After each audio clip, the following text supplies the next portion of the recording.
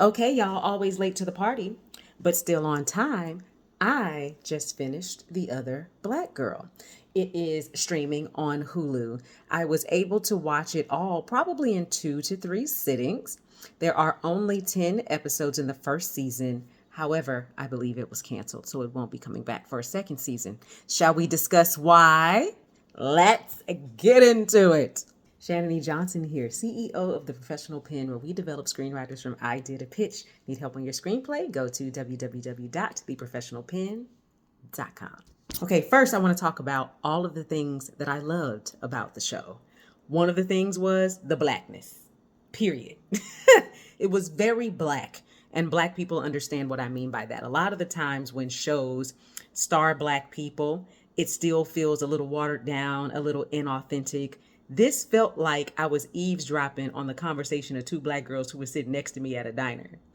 Or like my friends and I talking to each other. So I really, really enjoyed the dialogue. I enjoyed the subject matter of the dialogue. I enjoyed how the ladies held each other accountable in their loving, yet I'm gonna call you out because you ain't right kind of way.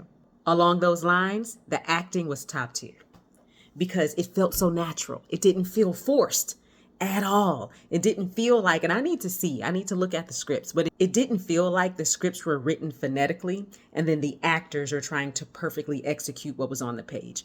It felt like the scripts were written in whatever kind of standard English they were written in, and then the actors were just able to make it theirs.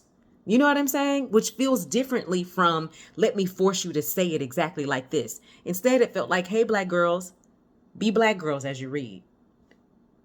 You know what I mean? I also enjoyed the cinematography. I enjoyed the lighting on everyone's skin tones. I enjoyed the colors in the different locations. I enjoyed the costumes. It just felt very bright, yet dark because of the tone, which we'll talk about later. And I liked that contrast. I also really enjoyed the world, right? We were able to get in on book publishing, which I don't know very much about. And sure, there are movies every now and again that talk about book publishing, but not very many. And I think what was great about it is we got into the world the way a lot of us as writers get into writing, through a protagonist who grew up on a book that inspired her to want to tell stories. And the same thing is true for so many of us. So for me, there are people like Eric Jerome Dickey, Omar Tyree, Sister Souljah, R.L. Stein, that made me want to be a writer. So I really, really appreciated that as a storyline and a world. All right. Now, shall we talk about what didn't work? Because I got a long list. Do you want to see it? Yeah. Yeah. The top is what worked. The bottom is what didn't. Let's get into it. All right. First thing first.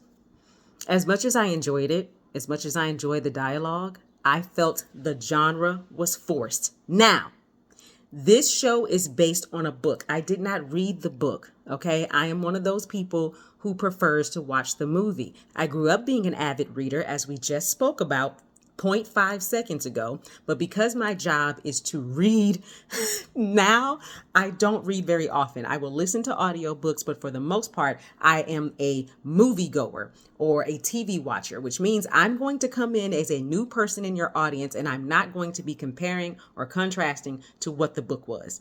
I will assume the book had that same tone. That's going to be my assumption. But because it was in a book and not on the screen, and in a book, it's very subjective that when you read it, you can create the world and the tone for yourself. When it goes on screen, somebody creates it for you, and it felt forced. It did not feel like this horror thriller thing that it kept trying to make it feel. In real life, I just wanted it to be a drama. A workplace drama with a couple of little weird things going on here and there. But instead, it kept trying to make me feel like there was something larger or supernatural happening. And it just all really fell flat. So let's talk about the things that didn't work. I'm going to be looking over here every now and again so I can make sure I stay on my list. Number 1, what did those flickering lights mean? Why was Kendra screaming in the opening scene as if she were being attacked by some supernatural force? What started it all for Nella? Like, she began having these weird dreams that she never acknowledges, which makes me think it's not a dream, which makes me think we're supposed to think it actually happened, which then begs the question, Why was she stuck in this loop in the hallway? Why were the pictures talking to her? Why were the white men in the pictures talking to her and not just the black woman, right? And a lot of this started to happen before Hazel got there. So what was the impetus? She had been working at this place for however long. Hazel wasn't there. Diane wasn't there, just her. And we open up with this scene of Kendra on a subway screaming, looking like she's going to be attacked by something supernatural. And then Nella wakes up as if it was her bad dream. We never connect those two things, right? But all of that happens before Hazel or Diane ever get to Wagner. So what causes it? Where does it come from? Why now? All right. The rules were also very, very clunky. So let's talk about a lot of the rules that didn't really work out. What did the grease do? The hair grease, the hair gel, whatever it is that they were using. Was it to make the women smarter? Because they already seemed like smart women, except for, I can't think of her name, the ex-girlfriend of the best friend who seemed like she didn't have it together, but then she got a little hair grease and then her life got pulled together. But all of the rest of the women already had high hopes, high dreams, high standards, and it was more about access than it was about intelligence. Okay, so that's what it seemed. But once you use the hair grease, all of a sudden you had the access. But do I need the hair grease in order to get access? If you're still going to change my resume, which is what they did for Hazel, they lied on her resume. So lying on the resume is what got me the access, not the grease, not the hair product. So what is the hair product for? Did the hair grease turn them into robots or not? Because Hazel wasn't a robot. Who was the chick that came from the last place where Hazel used to work? She wasn't a robot. Only the girls, including the ex-girlfriend, only that clique of girls were robots. So does the grease turn you into a robot? And do you have to be a robot in order to have someone beef up your resume so that you can get access? And with that being said, what is the end goal?